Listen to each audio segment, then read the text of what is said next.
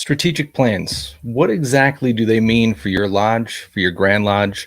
How are they used throughout history? How do they affect today? And more important, how are they going to affect our future of what we value and what we call Freemasonry today? We have a very special guest on today that's going to discuss all that and more with us. Stick with us right after this Historical Light. Welcome back to the Historical Light Masonic Podcast, dedicated to illuminating our past and bringing our Masonic history to light since 2016.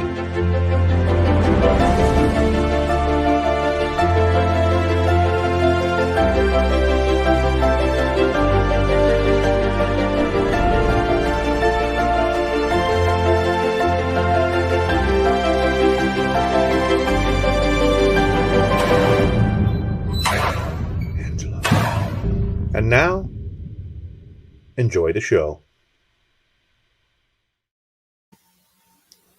Welcome back, everybody, to Historical Light. Thank you so much for joining us.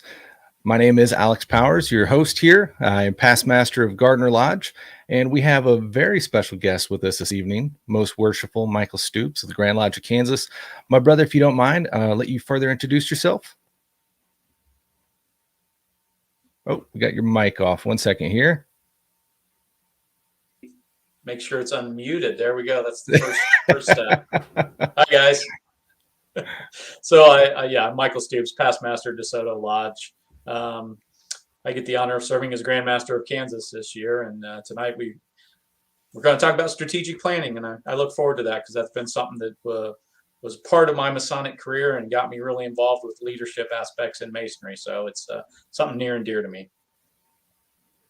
Fantastic. Well, thank you so much for joining us this evening.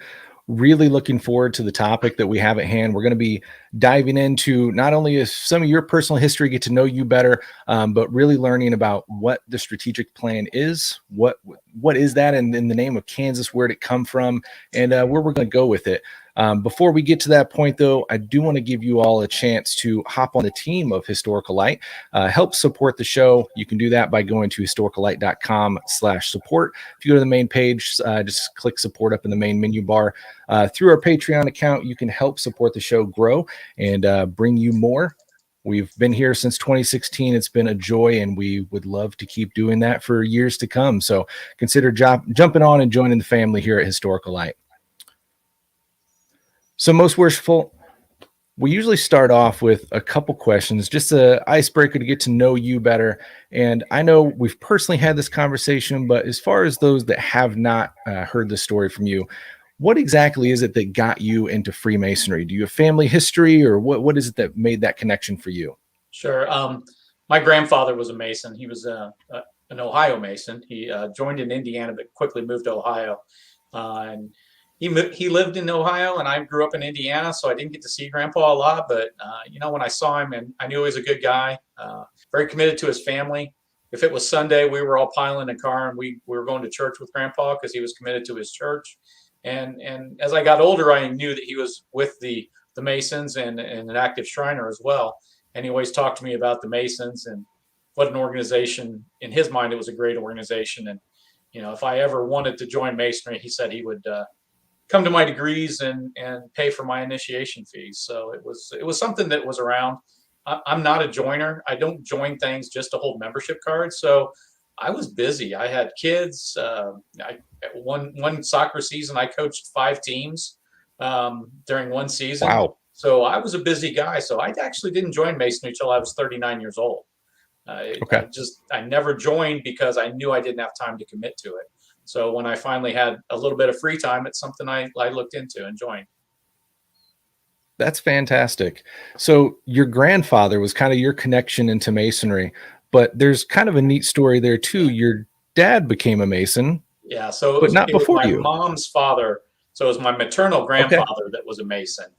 And so my father wasn't. But after I joined, talking to Dad, he decided he wanted to join as well. So I got to go back to Indiana and actually raise my father to the degree of Master Mason, which was something a lot of guys don't get to do. And it was quite interesting. There was a picture of he and I that night, and actually made his apron. The one that they presented him the night he was raised was made by me and decorated by me. So it's pretty neat apron for him and for me both. That's fantastic. That's really some awesome family history there for sure.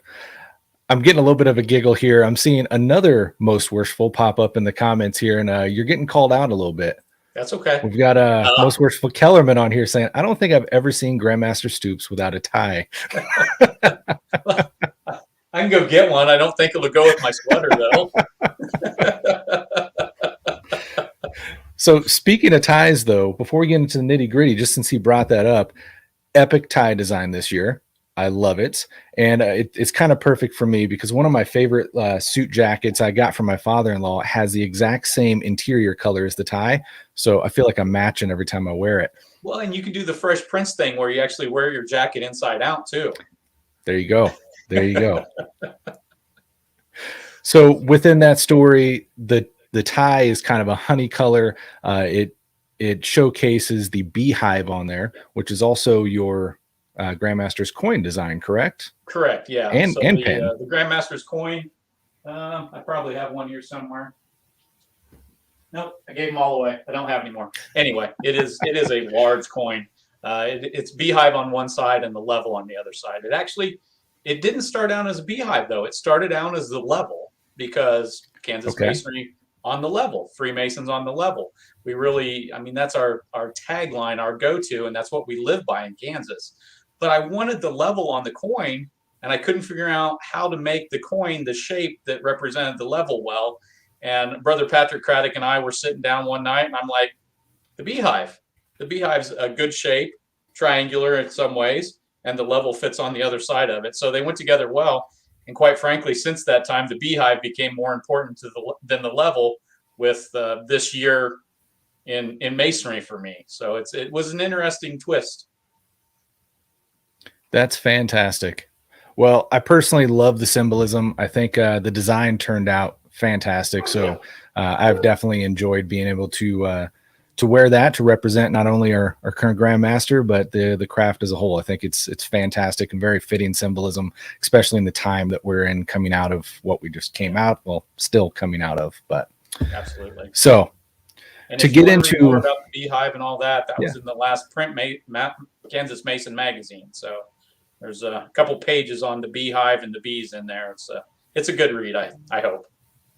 Fantastic. Well, if somebody, maybe Kellerman, who's watching, has the link to that, you can throw in the comments. Otherwise, after the show, we will make sure to get some kind of a link to that in there, so we can definitely check that out. So topic for tonight that we really wanted to cover is a strategic plan. And I want to cover this because coming into Masonry when I did in 2014, strategic plan was already kind of being talked about. We'd had this Vision 2020, and I don't know that a lot of other Grand Lodges either have it or to the point that we had. But strategic plans are also very, very vital in a lot of ways, especially with the lines that we have going year to year. Man, that's really hard to keep any continuity without any kind of vision outside of that year-to-year program. So if you don't mind, starting in with kind of the history, because we want to see how this has impacted Kansas, where it's at now, and then eventually we're going to see where do we foresee this going and how can we shape our future, which is, the history of tomorrow, right? So historically, before we had a strategic plan, what was going on? How did we operate? Oh, it's very similar to the way most Grand Lodges still operate today, and that is each Grand Master comes up with his plan for his year and has programs that he wants to do, and that's what happens. They're one and done programs a lot of times. They're only in place for 6, 9, 12 months at the most, and then they're gone, and you never hear about them again. Some of my friends and brothers in Indiana that are Grand Lodge officers worked very hard a few years ago on several projects for the sitting Grand Master at that time. They got him done 7 or 8 months into his term. When his term was over, those things disappeared. And those guys have put a lot of time and effort in on them. A lot of Grand Lodge money goes into those things. And it's just not a reasonable way to run a long-term business. And I know Masonry, we don't like to think as Masonry as a business, but at some level, it's a business, guys. The Grand Lodge operates as a business at that level. And so to waste time, effort, money, resources on things that are only going to be in place for a maximum of 12 months if you get it rolled out immediately just wasn't feasible. The craft was always confused about what the program is. Is that program still active? Are we still doing that?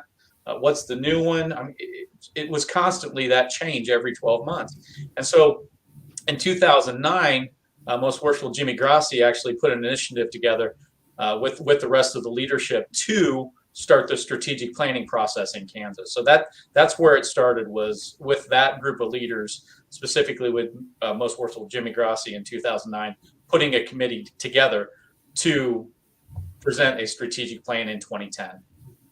Okay. That's so where now we started.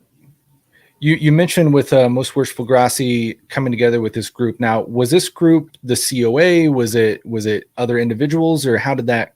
So it what that was comprise different of? than we have now. So originally that group, going back and looking at the names on it and trying to figure out where those people were at the time, it was some past Grand Masters, some people that were already in Grand Lodge leadership that were going to be Grand Master potentially, and then others that I would say they looked at and said, these are high potential people that probably will be leaders of the craft at some point in their Masonic career. So that first initial group was quite different than the groups we use now to determine our strategic plan. Interesting. All right. And just because I threw that term out there, COA, I know when we talk about this on social media a lot, other jurisdictions obviously operate in different manners, and we always hear, what the heck is a COA? If you wouldn't mind explaining that. Yeah, it's the Council of Administration. It's the four elected officers of the Grand Lodge. The senior warden, junior warden, deputy Grand Master, and Grand Master are the voting members of the COA. The treasurer and the Grand Secretary, they are non-voting. I don't know, part of this Council of Administration, but they don't actually have a vote. And then we bring in other area deputies and things like that as executive committee, we call it. But the Council of Administration itself is the elected officers of the Grand Lodge. Fantastic. Thank you for explaining that. All right. So we got an idea of where we got started with this vision of a strategic plan and kind of why we needed so when we got started with that, in your memory or recollection, what was the initial traction with that, and was it accepted very well from the craft at large? Well, if you can pop up my shared screen, I'll go into this a little bit, because I think it's telling of some of the problems that we had with it. So this was rolled out as the path forward for Vision 2020 when it initially came out in 2010. It's got a lot of moving parts. There's a lot there. It's Definitely hard, even if you're a corporation that does strategic planning and has people and assets to roll out strategic plans. This is complicated. This would be hard to roll out in the format that they put it out in. And we still see a lot of things in this that carried on, right? A lot of the things that they pointed out are absolutely things that we carried on with, but it didn't get a lot of traction. It really didn't. There were parts of it that were taken and done well. There were other parts that kind of slid to the back burner, and I don't think some of it was even touched on. And I think part of the reason, to me, is when I look back at those old documents, they may have skipped a step. I can't tell for sure. I wasn't part of that, but I don't see a mission and a vision statement. I see a broad, we want to have 30,000 members by 2020. We want to have, but these are goals. These are not a mission and a vision statement. And it's very hard to develop a strategic plan without a specific mission and vision. And so I think that may have been one of the stumbling blocks that they faced, because they didn't have that go-to mission and vision statement to present to the craft. And trying to present something like this that I found, what are we going to talk about? Well, membership. Okay, what about membership? Well, there's 3 things under there. Okay, how does that specifically impact the individual member? It's hard to talk about some of these things. We're going to do a Tiger Team training task force. What the crap is that? The guys that put it together absolutely had great ideas, and they knew what they were doing, and they understood it. But I'm afraid that it didn't take off. The traction didn't happen, and so that's why we actually go back and we see that 2010, the Vision 2020's rolled out. Some things happened. Absolutely, there's stuff done during that time. There's the beginning of the technology committee was formed. There was looks into how we can make the Grand Lodge building in Topeka a central location for Masonic, the face of Masonry in Kansas, things like that, right? But it didn't take off quite, I think, the way they thought it. And then there was questions as well as to what are we going to do to get 30,000 members by 2020 in Kansas? I mean, that's looking at the membership curves at that time. The membership curve had us below 10,000 by 2019, had us around 8,000 by 2020. So there was a lot of pushback on what does that actually look like. And I think that's why we had the shift that we had in 2012, because things weren't taking off quite like the leadership thought they would. So in 2012, the refresh session was formed. And that refresh session had a very different idea of who put together the strategic plan. And so that's the next evolution of the strategic planning process in Kansas, is who actually sets the strategic plan for the Grand Lodge. And as early as 2012, it was decided that it would not be the active leaders at the Grand Lodge level who set the strategic plan. They went grassroots. They picked guys like me. I'd never even been master of my lodge. I was a fairly new Mason at the time. Younger relatively than a lot of guys. I was one of the guys that got picked to be part of that strategic planning process. There were older Masons, newer Masons, guys from big lodges, little lodges, rural, suburban, urban. They really put together a cross section of Masons in Kansas to determine what is the future of the Grand Lodge of Kansas. And like I said, the one rule that they developed was you can't be active in a leadership position to be part of that committee. And it really changed things around during that time. We sat down in Hutchinson. It was an all-day deal. They brought us down there, and we really hashed some stuff out. And Brother Rick Reichert, Most Worshipful Rick Reichert, was in charge of that session. He kind of, drove the session, but he wasn't the one talking. He wasn't the one making the decisions. He was the facilitator. Sure. That was it. And so even he, at that time, you could tell he was shocked by some of the things that were happening, because they were quite a departure from that brand new strategic plan that had only been out there for 2 years. We all decided that how many members were in Kansas was not a goal. That may be a metrics, metrics to see, are we being successful or not?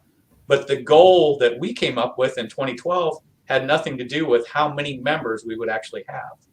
It was much more grassroots and much more focused on some other things. So, the first thing we did was develop a mission statement, which we hadn't had before.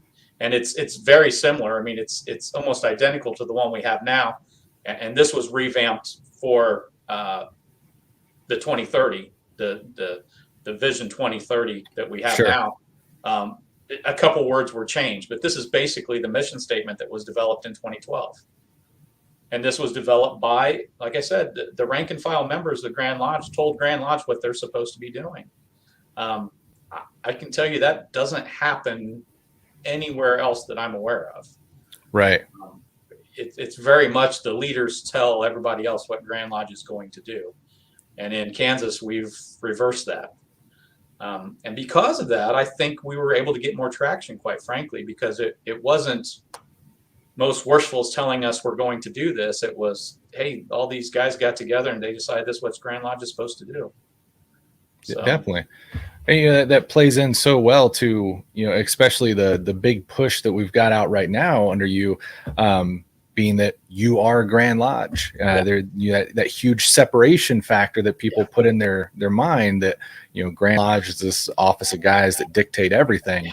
And it's not so much the case. So seeing a program like this that really brings that to life. And it's not just a friendly, happy saying of, no, you guys matter. It's actually those guys making those choices and setting that path. So that's right. huge. Yeah. And, the history of the Grand Lodge strategic plan is what's up here on the screen. It was refreshed for 2013. I happened to be part of that session. I was the only person that was brought back for the next refresh session. I wasn't an active leader in Grand Lodge level, but we carried over some continuity, I think is what they were trying to do. I came back in 15. So from what we had of the original one, which is this, the 2013 version was 3 lanes: excellence in esoteric work, excellence in Masonic communication, and excellence in Masonic education. So we went from this huge matrix of things that were being presented to 3 things, very easy to talk about. These 3 things are our strategic lanes. That's easier to get traction with as well, because people can understand those, right? So I think that was one of the things that really got hashed out during that 2012 session.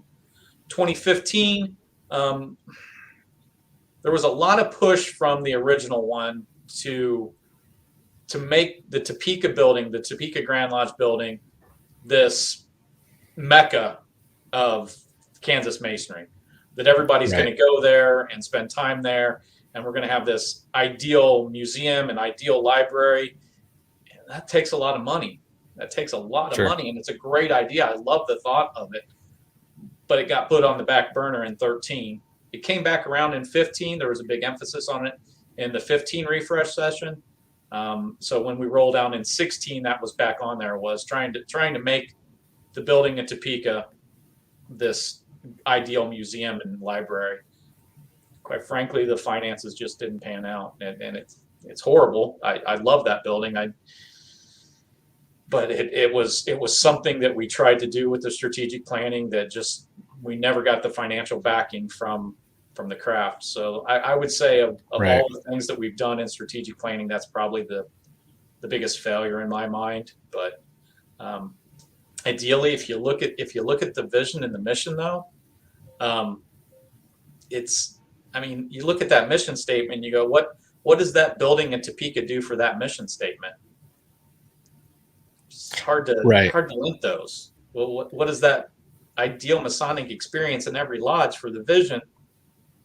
That building in Topeka didn't have anything to do with that either. And at the end of the day, with the lack of finances and the lack of being able to tie it into the mission and vision, which are the reason we have the strategic plan in place, it didn't make sense. So I would say that was the biggest failure we've had in my personal opinion. But yeah, I mean, I'm a history guy, right? So buildings are a double-edged sword for me, because I see the reality, right? You can't avoid the reality of the overhead, and I hate to say it, but the burden that they cause. But at the same time, I'm a younger Mason, so I've came in. These buildings are pre-existing. They've got so much history, so you've automatically got this tie to them, especially our Grand Lodge building. I think everyone knows I'm kind of obsessed with that place. But at the same time, I feel like, while it may have not been a collective voice, I think it was a majority of voice that the craft kind of spoke at. You mentioned there about it not coming through with finances. I know in my experience, since I've come into Kansas Masonry, at annual communications, I heard that come up numerous times, talking about, here we are, here's the budget line, here's the deficit, this is what's happening. What do you guys want to do? And everyone would vote overwhelmingly, we want to keep the building. But then, okay, well, these are the finances we need, and that go up, and they vote it down. So we can't support it. We can't support it. And as much as that sucks, I mean, I would love to say that's still our building. It's also not my choice, right? And when we are the Grand Lodge, that's that collective vision. So if the collective vision out there decided not to financially support it, then that's what our mission becomes, right? It alters that course at that time. So it sucks, but it is what it is. And I mean, ultimately, as we're talking about, tomorrow being today being the history of tomorrow as we move forward, we know masonry in not just Kansas, but everywhere is dwindling. And I think we're going to get into retention here shortly, but ultimately these old buildings, at one point or another, they're going to become that brick wall. So if it wasn't this year, it may have been next year, it may have been 5 years, but at some point there's going to come that split in the road where you have to make that decision one way or the other. We're just at that point in history, unfortunately. Yeah, I agree. And well, people who know me know what I did to try to save the building, and we couldn't do it. So, but as far as strategic planning, that was part of the process. That was one where we weren't meeting the goals of the strategic plan. It had to be reassessed. Hard decisions had to be made. And we went back to the mission and vision, which you have to do to have a successful strategic plan, and said, ultimately, it doesn't meet the mission and vision anyway. So, sure. So now we ended 2020 was the end of Vision 2020. It was the end of our first 10-year strategic plan. And instead of carrying it on, we said, okay, no, we're going to end it. We're going to have a complete revamp, refresh. Whole new group of guys came in 2019 and set the 3 new lanes, and they're very similar to what we had before. Masonic membership experience was a big thing. They were really talking about, we have to have value for the members. That has to be one of the lanes. The value has to be there or people will not stay. Excellence in esoteric work goes into that, and excellence in communication. Really, to me, other than having it split up between 3 people to work on the different lanes, 2 and 3 could almost go under 1, quite frankly. They could be a subgroup of number 1, because it all ties into the Masonic experience and the value of that experience. Fully agree.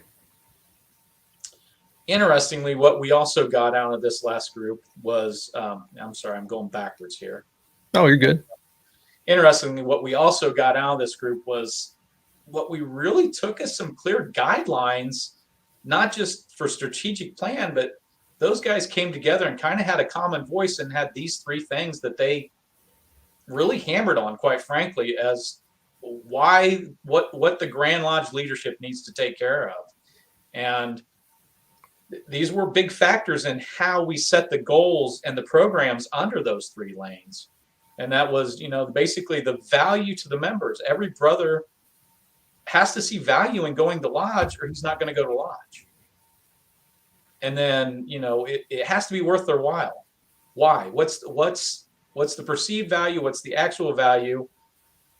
Why do you go? I mean, it's lodge night. What decision process do you go through to go, yeah, I should go to lodge tonight? Is it just because it's habit? Right. Or do you actually have value in going to lodge? And so that was very, very heavily addressed.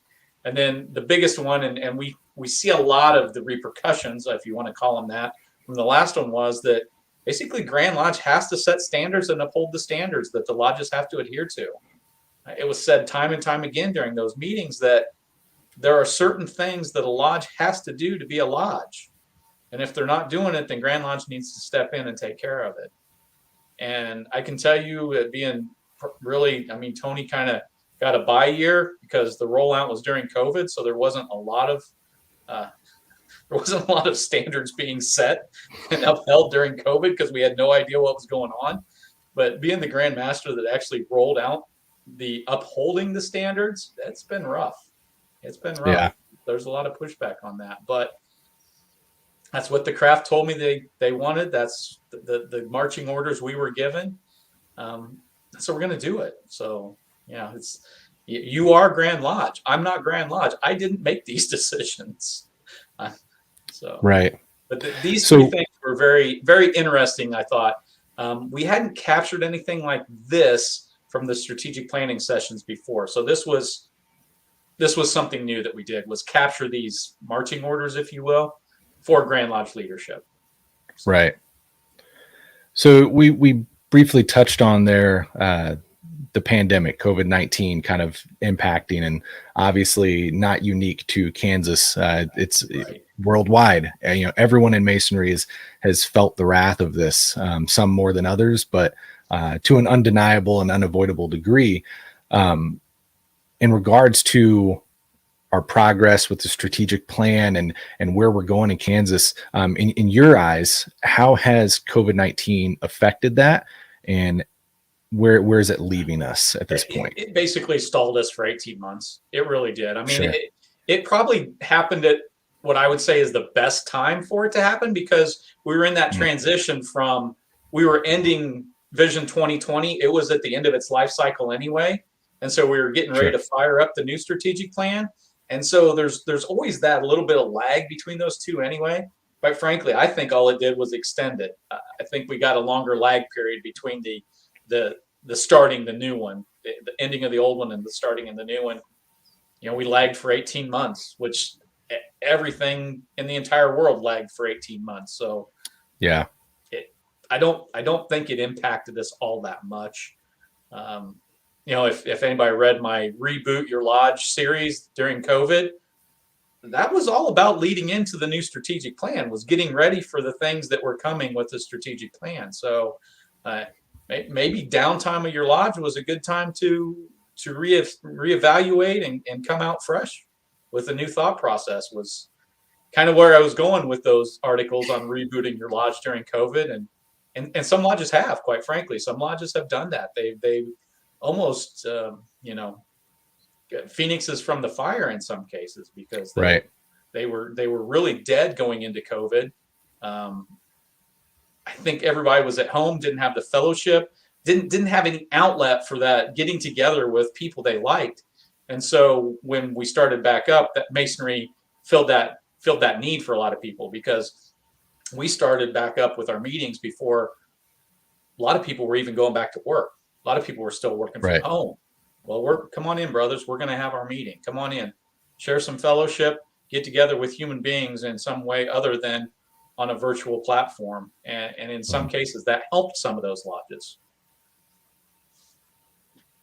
Definitely. I mean, unique times. And I think everyone kind of, I don't know, it was weird. It kind of started from scratch in a lot of ways. You know, I was talking to Brother Nicholas Lane just the other day. He's up in Canada, and they're still shut down. They're still not going to lodge. So trying to, for one, keep your lodges going. For two, keep the membership, you know, together and in tune. That got really interesting. So I think it was huge. I know we did start back a lot sooner than others, but I think that was necessary in a lot of ways for our particular jurisdiction of kind of grabbing those guys. Yeah. Well, and you know, I opened it up to meet, but even today, I still have a few lodges that there's some counties where COVID's spiking and they're requesting dispensation not to hold their meeting. Right. And that's okay. I mean, health and welfare and safety of our members has to come first. So, you know. Yeah, and it's probably a great point to think that I told everyone they had to start meeting. That's not at all. And it's probably appropriate to interject there that when we did start back, for the longest time, we were taking very strict measures. I mean, everyone was in masks. A lot of people were in gloves. We were, you know, keeping track of who was there, phone numbers. I mean, we're trying to do everything we possibly could to make it a safe environment. And yeah, by no means was anyone forced to come. It was, you know, an opportunity to birth again, I guess. That's a lodge. So it's kind of sparking a little subtopic on my head. I know we're talking a lot here about Grand Lodge strategic plan. And I don't want to kill that conversation, but moving that to a lodge perspective, have you seen on a jurisdiction-wide level many lodges for Kansas take on a strategic plan in addition to what Grand Lodges is for their own lodge? Unfortunately, no. It's very few have. Okay, this is throwing me off. I'm gonna unshare now. Yeah. There you go. Thank you. I pulled it over here and it went to my other monitor. I don't know what to do. No.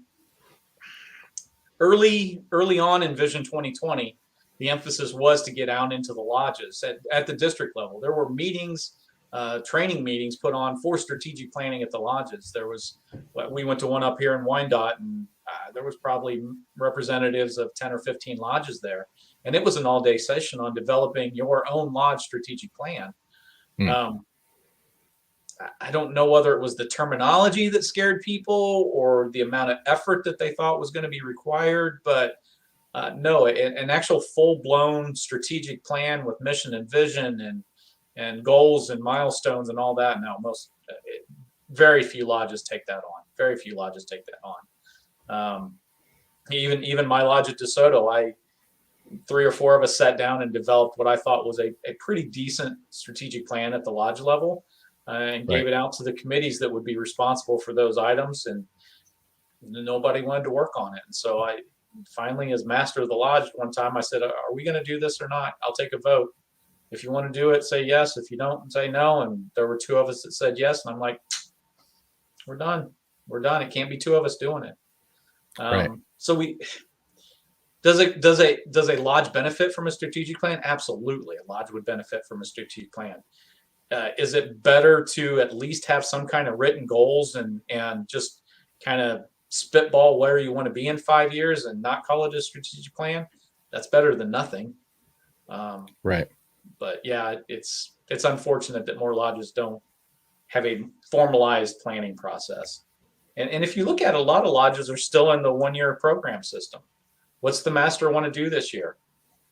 And I would have thought, seeing that the Grand Lodge was taking on this long-term vision, more of the lodges would adopt that too. But there still is the mindset it's the master's year. He wants to do what he wants to do, and he can do it. True. Probably not the best thing for the lodge in a lot of cases, though. Right. Definitely. I think, well, at least we see at Gardner. Yeah, that's my one I can default back to.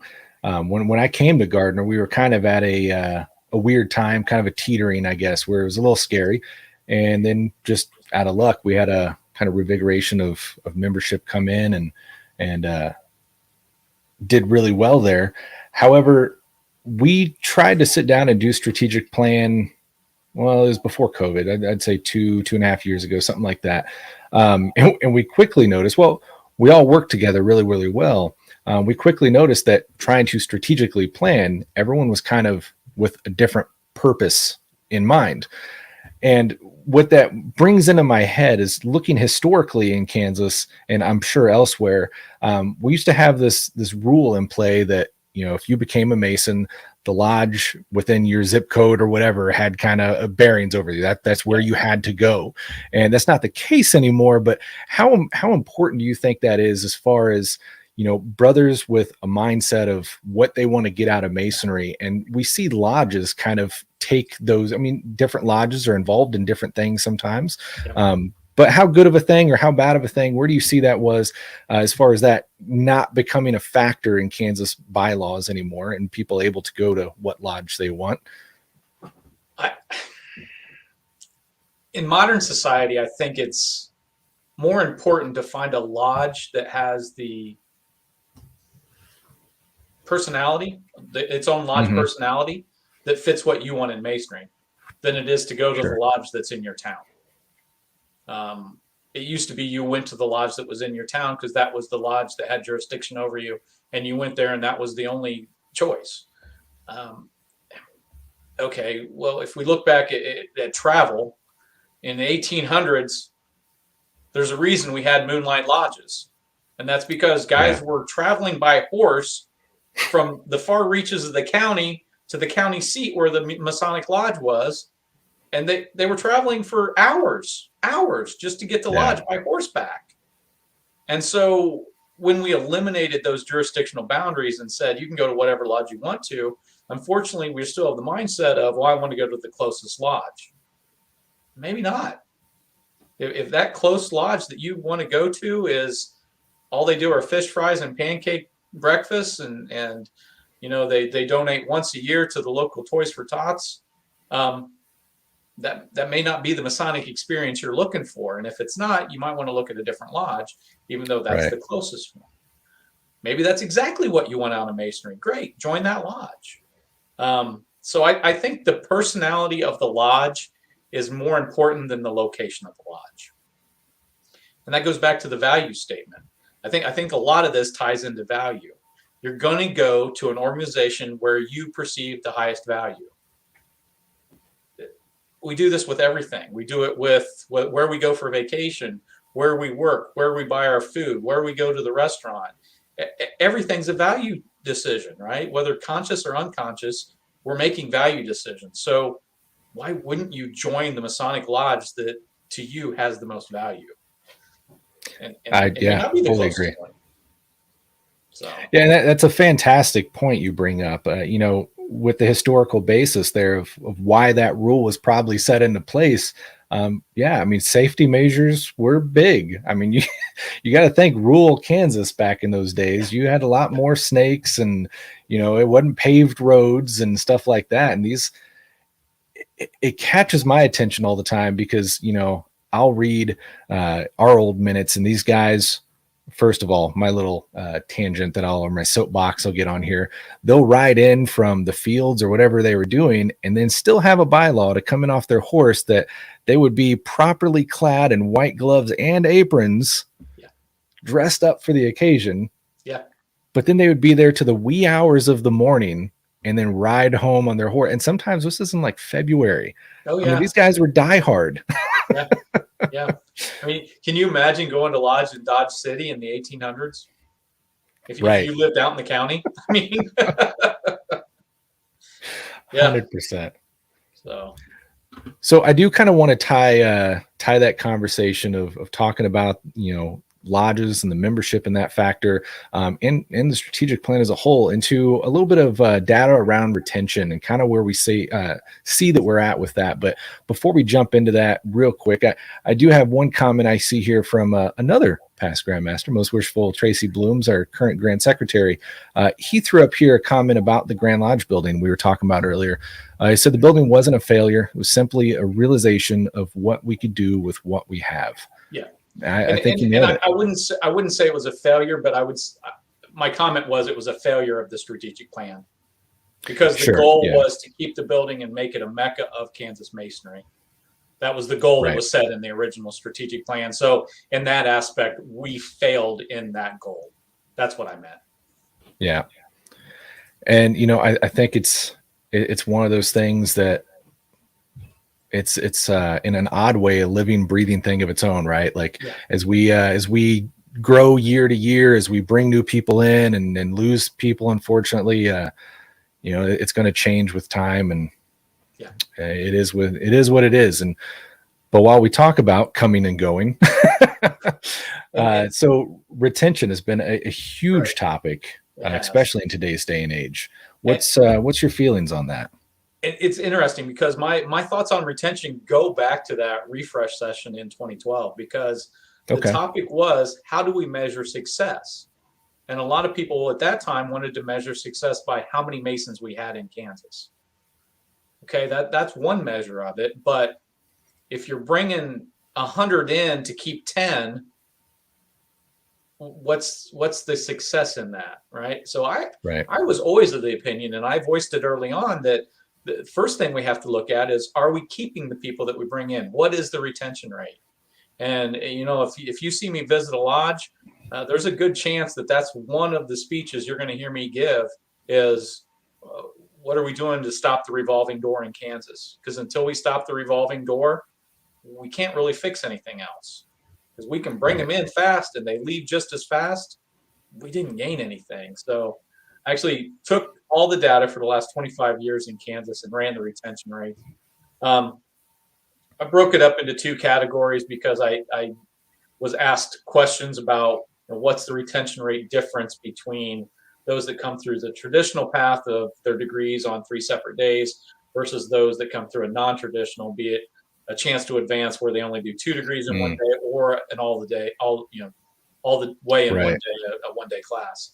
And so the data was split up in that aspects for this study that I did. But if you can share my screen, I think I got the dropout. Of course. There we go. Yeah. So the dropout percentages per 5 years. So this data started in 1996. And so it's the last 25 years of data for people who were made a Master Mason who left the fraternity for non-payment of dues or demit. Okay, not death. These are the guys that, of their own accord, decided I'm not going to be a Mason anymore. And I had to have the data for at least 2 of the 3 of their initiated, passed, and raised dates. So the data pool for the last 25 years is about 16,500 guys. The total data pool was twice that. I didn't have at least 2 dates for half of them. So I could only use the ones I actually had dates in the database for. But what we see is that first 5 years, if you average those 2 lines together, the top line's the 1-day class, chance to advance. The bottom line, the orange line, is the standard path. But if you average those together, the retention rate is 30%. I'm sorry, dropout rate. We're talking about dropout, not retention. So 30% of the guys drop out in the first 5 years. And then, it trickles off over time, but that first 5 years is rough. There's a huge spike at year 3. If you don't engage these guys and they don't see the value in Masonry in the first 36 months, they're going to be gone. That's just the truth of the matter. That first 36 months is critical. And so, we saw the retention rate, but I always said to measure the success of what we're trying to do with the strategic plan, how have we impacted that retention rate? So to do that, you have to look at an yearly basis. So I'm going to skip way ahead here. And so what this graph is a 5-year slice. So from 1996 to 2001 is the first slice. 1997 to 2002 is the second slice. So the first 5 years of their membership, what is the retention rate? And this one is actual retention rate. This is how many people have stayed. So we see in 1996, for those first 5 years, basically 50% of the people stay. And it goes up and down from there. But towards the end, we see this gradual increase starting in 2010 and ending in 2015 with right at 70%, 69 point something percent retention rate of the 2015 guys. I'd love to say it's all because of the strategic plan and the things we've done. I have a strong feeling that played into this. Absolutely. Because so many things we did with the strategic plan and the programs that were put in place directly impacted the value to the members, be it the value at their Masonic degrees. What is the value in the Masonic meeting? Is it just a mundane meeting where we read the minutes, read the bills, talk about who's going to clean the toilet, sweep the floor, and make the next meal, and then close? Or are we doing Masonic education? Are we having these in-depth discussions about Masonry during the meetings? What value is there in the Masonic meetings? What's the value of your interaction between Masonry and the community? That's a big aspect of it too. Right. Masonry is not a charity. Masonry is not a civic organization or a social club, right? But that interaction between the community and the Masonic Lodge is a Masonic experience. Okay? Sure. When we talk about the vision statement, an ideal Masonic experience in every lodge, that's not just the degree work. That's every time you interact as a Mason to Mason, in a meeting, out of a meeting, during the fellowship meals. Every time you interact with your church, your community, your family, you're interacting as a Mason. That's all part of the Masonic experience if you're doing it right. And so what we see is this nice gradual slope up in the retention rate. I had to stop at 2015 because the 5-year period for 16 ends next month. I don't have the data for 16 yet. I hope it continues to go up. I hope we continue to see that. But when I looked at this, it was confirmation to me that we're potentially doing the right thing with the strategic plan and the programs that are adding value to the members that's impacting this retention rate. Right. Are there hard facts to correlate that? No, there's never going to be hard facts to correlate that. But something changed and something's looking better. So one question I have for you, looking at the issue. We were talking about brothers coming in, and if you don't give them what they're looking for in that 36 month time frame, they're probably out the door. Yeah. That's an issue for me as a failure of the lodge, right? On the other side of that, it's really popping into my head. How much are we guarding the West Gate? Like, should some of these guys been there in the first place? Right. And is that part of the reason they're not enjoying because I've seen it so many times. We talk about Freemasonry is not a charity. I mean, that it's definitely an aspect, but it's not the purpose. It's not who we are. It's part of what we do. But I've seen guys sell Masonry and like a used car salesman, just to get guys in the door. Yeah. And I think that's probably part of it. I think going back, if you look at the original annual proceedings for the Grand Lodge, and I can't remember if it was the first 12 years, it was approximately the first 12 years. We kept the records of how many people applied and how many people were rejected. Well, about 40% of the people that applied for Masonry were rejected. They didn't make it past the ballot box. Well, if it's 0.04% now, I'd be shocked. It's certainly nowhere near 40%. Actual petition for the mysteries of Masonry, I personally have never seen one rejected. So yeah, are we guarding the West Gate? Are some of these guys dropping out because they should have never been Masons to begin with? Absolutely. Right. Absolutely. And I think that it's always going to play into it until we come back around to doing what we're supposed to do. Guard that West Gate. Are we supposed to be elite? Yeah, we're supposed to be elite. Are we supposed to be elitist? No, we're not supposed to be elitist, but we're supposed to be elite. And anytime you have an organization that you have to pass a unanimous ballot to get into, I'm sorry, by definition, that's probably an elite organization. So yeah, guard the West Gate, and maybe that retention rate, maybe that's the last 20% is what we're looking for, is the guys that should have never joined. So it's very, very possible. Very possible. Well, we have a few comments here before we get to our toast this evening. One from Most Worshipful Kellerman here. He says, so it's the same dropout rate remarks that we've always heard for so long were wrong. Wow. Thanks for the softball. So I'm sure he's referring to these. This is not the topic for tonight, but since it was brought up, we'll look at them briefly. Yes. The dropout or retention, this is retention. So the guys that stayed in, only 30% of the guys that were brought in on one-day classes are still Masons. So, but quite frankly, that bottom line, the standard ones, 51%, that's horrible too. In my mind, that's almost worse in my mind, because we were supposed to have done everything right for these guys. Right. And 51%, they left. 49%. That's 17,000 people. That's the number. The number of Master Masons that have, through their own decision, unaffiliated from what we consider the best fraternal organization the world's ever known, 17,000 men have left Kansas Masonry in the last 25 years. Walked away. Not for them. Didn't pay their dues. Okay? We only have 13,000 Masons in Kansas now.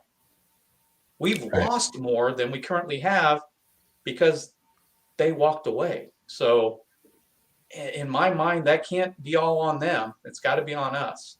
So yeah, the retention numbers, that's what they are. The one-day classes do not help us with retention. We'll just leave it at that. But I fully agree. But until we fix this bottom line, we're not doing something right anyway.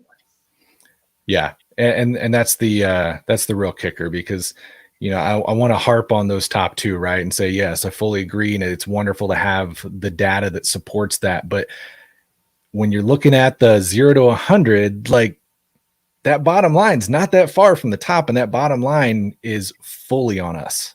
Yeah. Fully on us. Yeah. So I don't know where you go with that, but well, the good news is we're on an uptrend. Exactly. Yes. So we are doing something better. So let's see. We got a comment here from Brother Joseph Stiles. said, I'm not sure exactly what point he was saying this, but this is because until 2003, you likely finished degrees if you started. And now each year, a larger percent does not advance. That's true. And I did not run the numbers on those yet. It's on my radar. I can tell you that I got numbers from Ohio, and right now they're running through the standard degree path. About 30% of their people do not advance to the degree of a Master Mason. So yeah, those numbers, I did not look at those as part of this study, but yes, they're not, in my mind, that good either. So. See, we'll swap over here and we totally take out Most Worshipful Stoops' head. Sorry about that. Brother Marvin Fletcher here says, should we support our Masonic youth orders more completely through sponsorships of Bethel's assemblies, chapters, and does said sponsorship meet the criteria of the strategic plan in the eyes of the Grand Lodge leadership? Should we support them? Yes. Does it meet the strategic plan? Well, let's go back to the mission and vision statement. Does it provide an excellent Masonic experience in the lodge? If that's your lodge culture and that's something your lodge wants to do, yeah, it's part of the ideal Masonic experience for your lodge. So at the lodge level, absolutely. Is it, well, let me get to the visions. I must have the vision in there twice. That's what's throwing me off. It's that important. Yeah, you gotta go back to it. Assisting brothers to see this process. So yeah, I mean, it helps them achieve prosperity and as assets to their communities. The youth orders are part of their community. So yes, I think supporting the youth orders does meet the mission and vision statement of the Grand Lodge. Is it part of the Grand Lodge strategic plan? No, it's not part of the Grand Lodge strategic plan, because the thing we have to remember is Grand Lodge deals with lodges. Yeah. Okay. We are the governing body. All of us that are Grand Lodge, not just me, all of us that are Grand Lodge, every past master, and sitting officer of the lodges are Grand Lodge. We collectively are the governing body of the lodges. Okay. Sure. So the Grand Lodge doesn't dictate how we interact with the pendant and concordant bodies or youth orders. So I don't think it's part of this Grand Lodge strategic plan, but it actually absolutely fits into the mission and vision statement for what we think lodges should be doing. If that's the personality of the lodge and that's what they want to do. Definitely. I think you summed that up perfectly. And then last one before we hit toast here, we have Most Worshipful Bloom again. He said, maybe it's not what we are giving new initiates. Maybe it's what the new initiates are expecting, whatever that might be. Yeah. No, you have to talk to them. You have to know why they want to join Masonry. And that's a conversation that should be taking place even before they get a petition in their hand. Because if somebody wants to come in, I got 2 minutes? All right. Quick story. Did some courtesy work for a lodge. I was there in my regalia as area deputy or something. Got done. Guy's third degree. We're doing courtesy work. He pops in afterwards to me and goes, I need to talk to you privately. Okay. Well, you're the guy here, right? I'm like, I'm a guy here. Well, you're going to teach me the spells. The spells. Oh, yeah, you're going to teach boy. me the spells. You guys are magicians. Nope, we're not.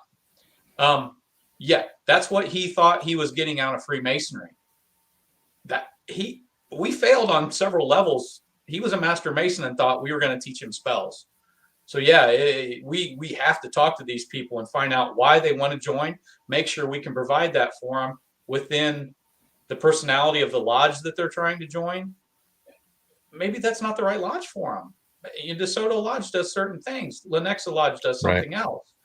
Maybe they're looking for something that Lenexa Lodge does, but DeSoto doesn't. But they're talking to DeSoto. Well, DeSoto should be mature enough to say, that's not the personality of our lodge. Why don't you go visit with the guys at Lenexa and see if that fits what you want out of Masonry more? So, yeah, absolutely. We have to know what they want when they join, because if we don't and we can't provide it, they're going to leave. Yeah. But I think also an equal importance that you just touched on right there is that matureness to think bigger than your lodge and of Masonry as a whole right now, because I see this in every order. I don't care if it's your church or some other group you're in. everyone kind of gets into, oh, well, my group on this, and oh, well, my group on that. And I think as Masons, we're just as guilty of that about, oh, my lodge. And we very rarely come together and say, lodges, like, we can do stuff together, we can help each other. And I've personally heard brothers come into a lodge and then to, oh, well, if you're more into that stuff, after you get your 3rd degree, then you can look at becoming a plural member somewhere else. Is that really the path? No, we got to think bigger, it makes guys. more sense to make sure that they go into a lodge that they're going to see the value in. Yes. And quite frankly, I really appreciate you touching on that. Sometimes it's okay to say, Masonry doesn't provide what you're looking for. Maybe you should join the Rotary. Maybe you should join the Lions Club. Masonry may not be the organization that's going to provide the value you're looking for. And we should be mature enough to be able to say that too. I actually, kind of off topic, but I had that exact conversation with a potential candidate just 2 weeks ago. I was asking about Masonry, and I was answering what I could here and there, and then finally said, I think my selling point is I need to know that the lodge devotes 35 hours a week to community service. And I was like, wrong organization. Sorry, just telling you right off the top that you're not going to find that here. he goes, Some lodges do. Yeah. But anyways, I think we are at 9:01. Brother, are you toasting with us this evening? I think so. I think that's what this is. Fantastic. What are you toasting with? What's the brown liquid you got over there? Some kind of iced tea, I think. That works. Or Bunnahabhain Scotch. I don't know which. We'll figure it out here in a minute. You make some strong iced tea, my friend. All right. Well, I am working through the last little bit of my Pendleton over here. We're going to have to go get something else here pretty soon. Let's see. We're going to stop sharing. Yep. And Most Worshipful, have a little chance to chat with you after this and say thanks for coming on and everything. But if you wouldn't mind, for our 9:00 toast this evening, would you mind sharing a toast for us? Sure. First, as it's 9:00, we always have to toast to our absent brothers, but let's also toast to planning for the future and providing the value that our brothers desire. Here's to that. Cheers. Thank you so much for that, Most Worshipful. So I want to thank you so much for coming on this evening. I think this is really a vital conversation to have. I think this is a vital conversation that brothers need to not only get a grasp on for themselves of really what this is, what the mission is here, and how to carry this out, not just thinking Grand Lodge is going to do it, but remembering we are Grand Lodge and we have to do this or it's not going to work. But also figuring out, what's that mean for your lodge? Maybe your lodge needs its own strategic plan to be suitable for them. I mean, how many lodges out there really think 5 years in advance? And that can be scary in today's day and age. If you want to exist, I'd suggest you plan for it. But Most Worshipful, what are some final thoughts before we get to wrapping up this evening? What would you really like people to take away from all this? I think we've hit on a lot that you are Grand Lodge. You just said it. I mean, it's, we as leaders of the Grand Lodge can talk about the strategic plan and the programs and the mission and the vision and all of this, but we can't force anybody to do any of it. We're a volunteer organization.